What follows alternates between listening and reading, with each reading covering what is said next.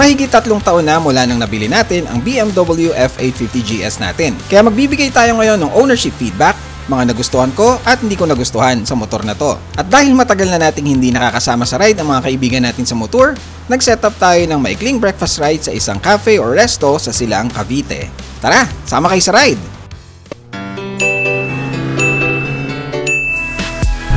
Hola motorista! So bagong breakfast ride destination na naman ang pupuntahan natin ngayon.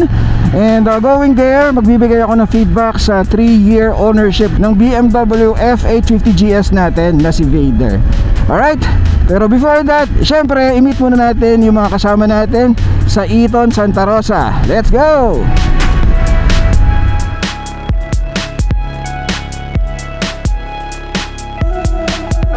By the way, ito ang ating bagong tank bag from Lubu. And this is 6 to 7 liters, no? And then meron siyang zipper, pwede mo siyang i-expand. Tama-tama para sa quick ride, mga tulad natin. Lalagyan lang natin ng mga important stuff at saka mga gadgets. Yung mga Lubu products, again, sa mga di pa nakakaalam, available yan sa Top Fit Adventure Corp sa Bagong Ilog, Pasig City.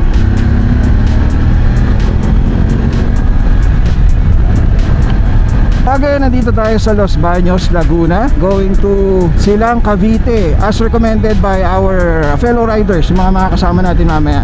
Alam ko medyo traffic sa bandang Calamba area, so sana hindi naman tayo maiipit. Alam nyo naman, pag big bike, ang kalaban ng big bike ay sobrang traffic. That's true! No, kasi lalo na mga adventure bike sa ganitong malalaki at mabibigat relatively. Alright, let's start with our feedback na. This is gonna be just a casual feedback about my bike, no? Hindi ito proper full review. Wala nang brand new nito, no? Siguro yung review nito definitely for those who are considering yung mga used or mga pre-owned na mga F850 GS. Kasi napalitan na siya ng F900 GS. And then yung F750 GS naging napalitan ng F800 GS naman, no? So nandun tayo nung launching noon, bigay ko yung link sa baba if you're interested sa mga features na and kung ano mga nabago. So let's start with the things that I really loved or liked about this bike. First is the value proposition, motoristas. So nakuha natin to nung time na yon around almost 800,000 pesos. So kalahati siya ng almost kalahati ng 1250 GS. Pero sinabi ko nga sa reason ko kung bakit ko siya kinuha, it's half the price but not half the bike. And I still stand by it. So yung value niya para sa presyong yun, and for a BMW, grabe para sa akin, no? You already have a premium brand motorcycle and everything feels very premium, motoristas, no? Although this is not 100% made in Germany. Meron kasi silang mga ina-outsource na parts. Like for example, yung engine nito, outsourced ito sa China, sa Lonsin. Pero, syempre, BMW standard pa rin yun. And I can still see that. Right, so yun ang number one. For the value it offered, para sa pagkakabili ko nito, sulit na sulit. Walang major na headache ako na experience sa 24,000 kilometers na naitakbo natin ito. Gulat kayo, no? 24,000 lang, no? Pero ang dami natin napuntahan. Standout feature para sa akin ng 6.5-inch gorgeous TFT display at mismong UI or user interface niya na very smooth. Ito ang lagi mong nakikita to monitor your bike's speed and other info at a glance, kaya malaking bagay para sa akin na very pleasant itong gamitin. Second is the performance or the power. Para sa akin, ample na yung 95 horsepower. To be honest, to be perfectly honest, no? Sobrang may enjoy mo yung torque nito, lalong na pag sa mga biglang overtake, and overall for an adventure touring, sobrang ample siya. Actually para sa akin, saktong-sakto siya. Hindi ako nabibitin.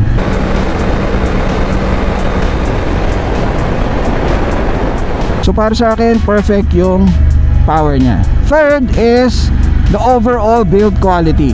Sa ilang years, more than 3 years ko siyang gamit, never ako nagkaroon ng major problem as mentioned.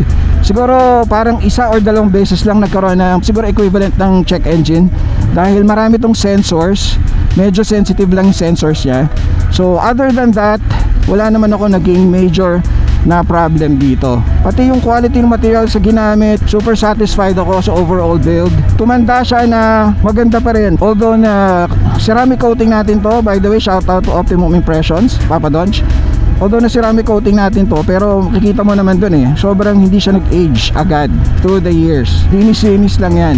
May maintain mo lang talaga. Mga buttons, mga functions, yung susi, everything. Although marami na tayong mga napalitan dito, galing sa stock, pero the rest of the motorcycle, sobrang happy tayo. Worth noting din ang 90x90 R21 tire size niya sa harap, giving it a better performance on off-road. Inakala ko na dahil mas maliit ang surface area niya, medyo dihado sa cornering o kurbada. Pero what a pleasant surprise, confidence inspiring siya sa mga twisties.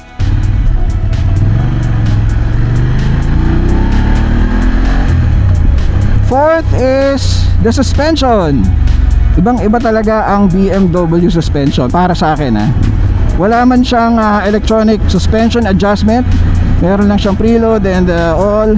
Pero para sa akin, na dinaanan natin to sa iba't ibang klase ng kalsada, sa mga lubak-lubak, sa putik and all, comfortable niya kasi nga hindi mo mararamdaman ng todo yung impact ng mga lubak-lubak sa kalsada. Kaya namimiss ko talaga to kapag lumilipat ako sa ibang or gumagamit tayo ng ibang motorcycle. Namimiss ko ang suspension nito. Next and last is the overall weight distribution, yung balanse ng motor, no? Hindi siya kasi of course, iba naman kasi yung big brothers niya na 1250 and pataas, mga 1300, mga naka-boxer engine, talagang yung weight niya nasa baba. So kita mo napakagaan niya, itatayo mo pa lang from the side stand, ang gaan na niyang itayo or buhatin. So kasi talagang low center of gravity. Ito, hindi siya kasing hindi siya kasing baba, pero well distributed siya. So kumbaga hindi siya ganoon ka top heavy. For the bike na roughly nasa 230 to 240 kilograms, okay na yung weight niya para sa akin. As usual, yung mga bikes kapag tumatakbo na, hindi mo na siya masyadong ramdam yung weight, no? That's it for our highlights lang naman yon, no? Marami pa actually kung hihimay natin, pero yun lang yung highlights muna ng ating mga, para sa akin, pros or mga nagustuhan ko sa ownership ko dito sa BMW F850 GS ng 3 taon. Now let's go naman to the, hindi naman cons, pero mga bagay na tingin ko is mag-i-improve or hindi ko masyado nagustuhan. First is yung parang makalansing na engine, lalong lalo na sa cold start. Kahit nga idle siya, pag inon mo siya, pag pinakinggan mo, parang may kumakalansing sa loob.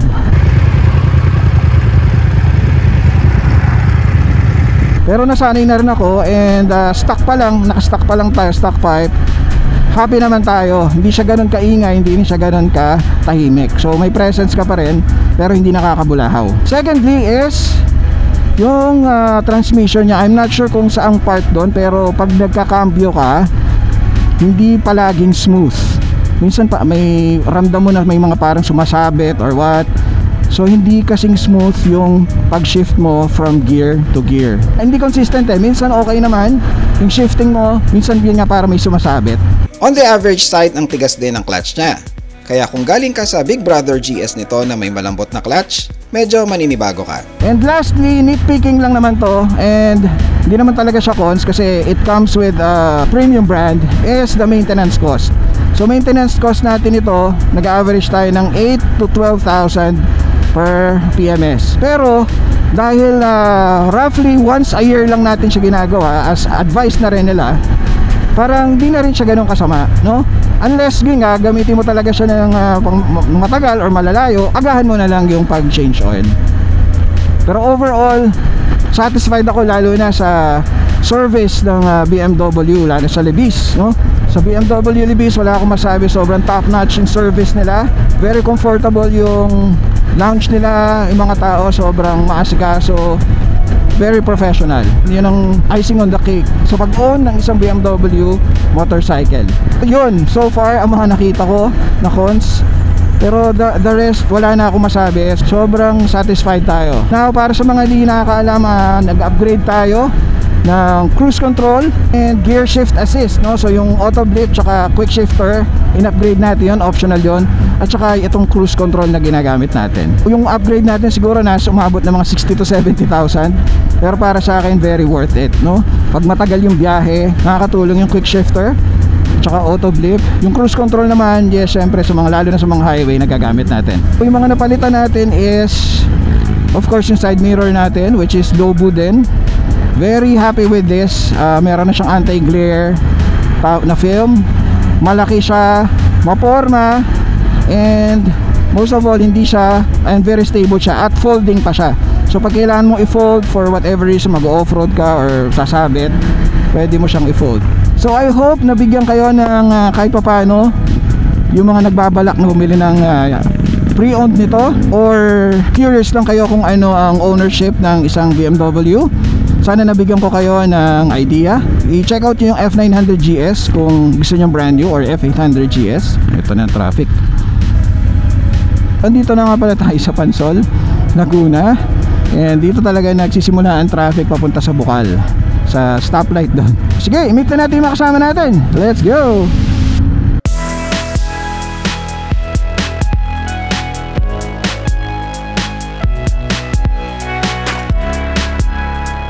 Ang lala talaga ng traffic dito. Sana magbasa ang RFID. What? Okay, good.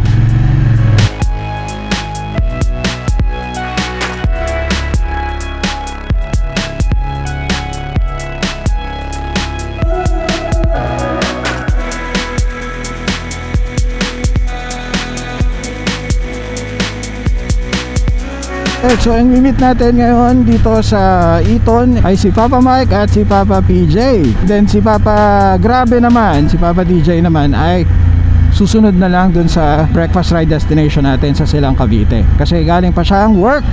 So kukumustahin din natin ngayon yung mga kasama natin. It's been a while, ngayon nga lang ulit tayo nakapag-ride, so hinay-hinay muna tayo, and hopefully magtuloy-tuloy na, no? So doon daw sila tatambay sa Moto Market, yun yung paborito nilang tambayan dyan sa Eton.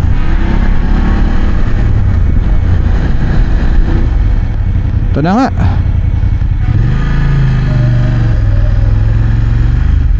Yan na si Papa PJ.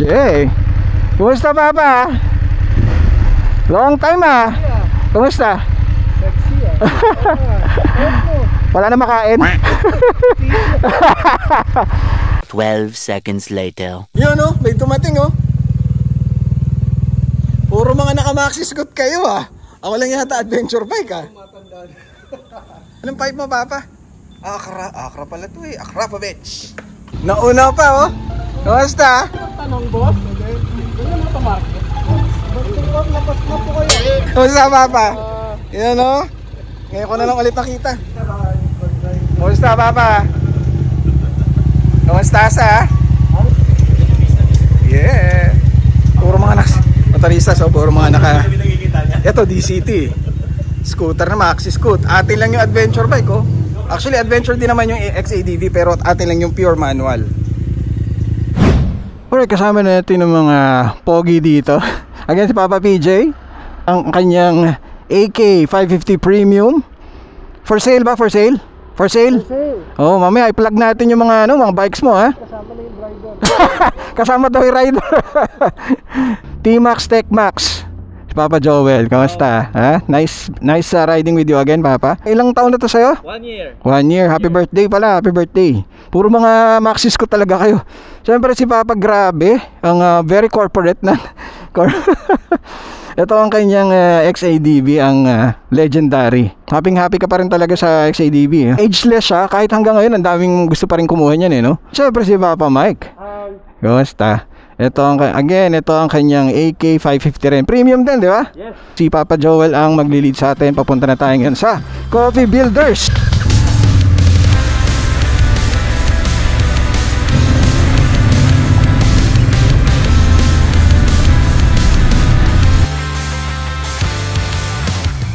Sa mga di pa nakakapanood at nagtataka kung bakit bihira tayo mag-ride lately, meron tayong life update video na ginawa. Link in the description.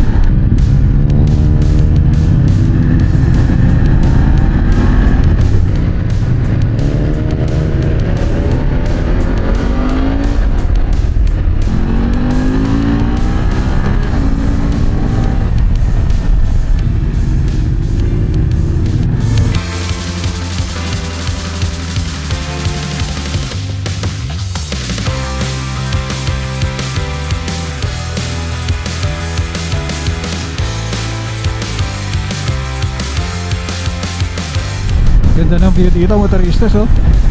I'm not entirely sure pero parang first time ko yata magsisilang exit.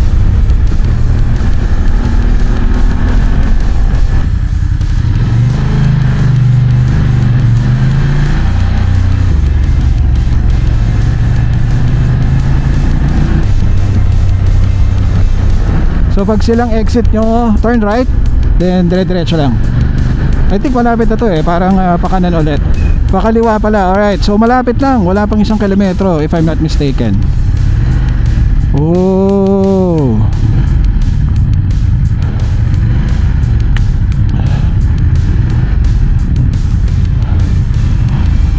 nice. 10 o'clock ba? Sakto yata tayo, no? Sakto, opening. So pag Monday to Thursday 10 AM ang opening nila, then Friday to Sunday 7 AM naman sila. So ito ulit na traces ang Lubu tank bag natin. So nakakatawa siya, ito yung loob niya kung makita nyo. Saktong sakto lang siya sa mga personal stuff nyo. Ayan, medyo magulo yung pagkakalagay natin, pero may wallet, cellphone, power bank, mga gadgets, perfect siya, no? Tapos hilahin mo lang to, madetouch na siya, iangat mo lang. Ayan. Tapos ito, itong flange na to, magnetic yan. So mas madaling ipasok. Ito yung ilalim niya, which is also adjustable. Depende kung gusto mo medyo paharap or patalikod. Ayan. Yun na. Madali lang. So pwedeng i-abante mo pa siya o pwedeng i-atras. Depende sa preference mo. Ganda tingnan, no? So again, ito ang Coffee Builders. Pasok na tayo sa loob. And voila. Oh, high ceiling, oh. Super nice. Dito pa tayo papesto? Ayan, sige. Tapos meron silang pwede natin sa ilalim, oh. Hindi kasya.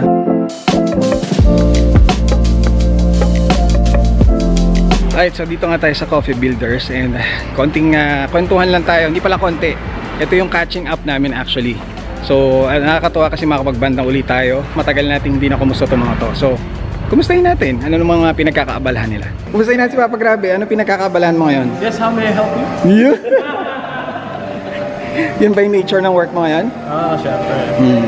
Busy sa sa trabaho. Pag may yaya ng ride, Punta agad na. Wala pang tulog yan. Yes, Kumusta na Papa Mike? Eto, after 3 years ng heart attack, still, nagpahinga lang ako ng 1 year. And then ride pa din with dear friends. Tsaka syempre, waiting ako ulit na makasama Yun. Papa JT. Yun. Ano yan eh. Ito yung pinaka-active sa amin ngayon. Kami mga naglaylo kami, ito tuloy-tuloy lang eh. No? Kaya Lodi yan eh, Lodi. Yes. Nice having you, Nice Papa. to see you.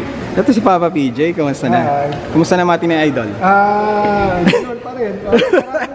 Close na pala si Moto SS. Parang 1 year na yata. Ngayon nagbebenta ako ng mga big bikes or kahit small displacement. Yun. Kung may binibenta kayo, kontakin nyo lang. Ayan. Papa G. Yes. Anong page nila para Unli Motors. Unli Motors. So walang space yun, no? Unli UNLI Motors. Hanapin nyo lang yun, tapos magpo-post ka doon ng mga for sale na mga bikes, no? Yung dating page din namin, pinenta ko lang yun. nire-rename niya. followers ng yun pa rin. Moteses yun pa rin, no? Meron na tayong buyer agad, no? Sa Papa PJ. Ay, bibenta na po. Bebenta na ba si Vader? Bibenta na. Malalaman. Agreed. Thank you, Papa. Kumusta, Papa? Anong pinagkakabalan mo ngayon? Ito? Yung pa rin, construction business pa rin naman namin. Yung pa rin, actually 13 years na siya. Wow, congrats. Awa ng Diyos, tuloy-tuloy pa rin. Buti nakakapag-ride ka pa, no? Depende sa invite. Pag importante yung tao, Yun? hindi sasama. Oh, grabe naman, ha? Nakaka-touch naman yan, ha? Siyempre, gagawin kong lahat para makaride pa sa may nag-invite na importante tao. Yun, no? Part kayo ng live ko eh. Yun! Lakas mo bola. Thank you, Papa. Nice seeing you. Ayan, so na-update na tayo sa mga nangyayari sa mga buhay-buhay ng mga tao. Hindi pa natin alam kung sakaling magpapalit tayo. Hindi pa sure yan, hindi 100% sure. Mahal na mahal ko si Vader, pero baka just in case bago tumaas yung mileage niya, tsaka para masimulan na nung bago magiging owner niya na magamit siya, yung nakakalungkot na isipin, no? Pero yun nga, baka sakaling very soon, I'm not sure pa, I'm not 100% sure, baka ma-let go na natin. Ngayon, kung ano ipapalit natin, hindi pa tayo sure, we're still deciding kung magsusport touring ba tayo or parang gusto ko adventure bike pa rin, pero tingnan natin yung options. Mahirap talaga pag walang budget. Pag hindi ganun kalaki yung budget. Pero tingnan natin kung how it goes, no? Anyway, sige, bonding muna kami dito and kain. Yan, so ito ang kanilang menu. Pause nyo na lang. Beverages. At ito yung food. Kulit tong number nila. Alright, ito na agad. Ang bilis. So, in order natin is beef tapa, tsaka, syempre, matcha. Kasi nga mag-meal na tayo. Di pa tayo dun. So, naging paborito natin ang matcha parang 5 or 4 years ago. Pero kasi kami, may idea na kami. Kaya ka Tapa. Ride and hike eh. Ito yung serving ng motorista. So, nice naman. Super nice. Ay, puno to. Ang galing nga eh. Pareho eh. Para kung depende sa gusto mo. Parang ano yung Yun din yung quick feedback. Okay nga yung ano niya. Tender. Malambot yung tapa niya. Chicken Parmigiano. Oh, ang laki pala ng chicken nila. Chicken Parmigiano. Akala ko ano lang. Nakahalo lang yung chicken, mga strips. Yung pala buo. Alright, so tapos na tayo dito and sobrang ganda ng banding. Papa, salamat ulit na marami ah. Next time ulit tayo, next time. Iba talaga ang nabubuong bond among riders. Kahit matagal mo silang hindi nakita o nakausap, alam mong you will just continue where you left off. It was nice catching up. Sabi nga, the only constant in this world is change. Nagbabago ang tirahan, negosyo, trabaho, hilig, availability, at kung ano-ano pa. Pero ang mga memories na nabuo nyo sa mga biyahe ay mananatili sa puso na pwedeng balik-balikan saan ka man dalhin ng buhay.